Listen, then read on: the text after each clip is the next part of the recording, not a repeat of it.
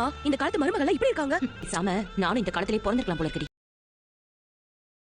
போஸோட அம்மா இத எதிர்பார்த்துக்க மாட்டாங்க.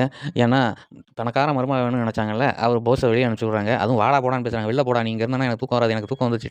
நீ மொதல்ல வெளில போ. வெளில போய் அங்க போய் அடுப்படில போய் தூங்குன்னு" சொல்றாங்க.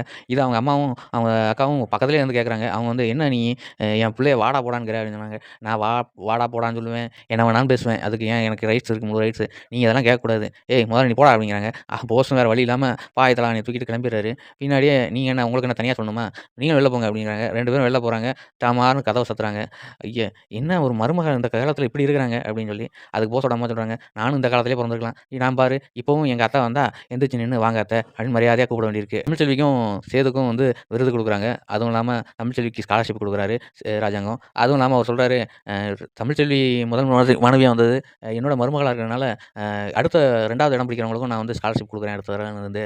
ஏன்னா வந்து அவங்க வீட்டுக்குள்ளேயே குடுத்துறக்கூடாதா, யாரும் நெனச்சிடக்கூடாதுல்ல. அதுவும் இல்லாம அவங்க செஞ்ச விஷயங்கள்லாம் சொல்லி காமிக்கிறாங்க. இந்த மாரி வந்து தைரியமா, துணிச்சலா அவங்க பண்ணாங்கன்னு சொல்லி எல்லாத்தையும் பாராட்டி 2 பேருக்கும் வீர வாள் குடுக்குறாங்க. இத மேடையிலேயே வந்து தமிழ்ச்செல்வியும் சேதுவும் வாங்கிக்கிறாங்க.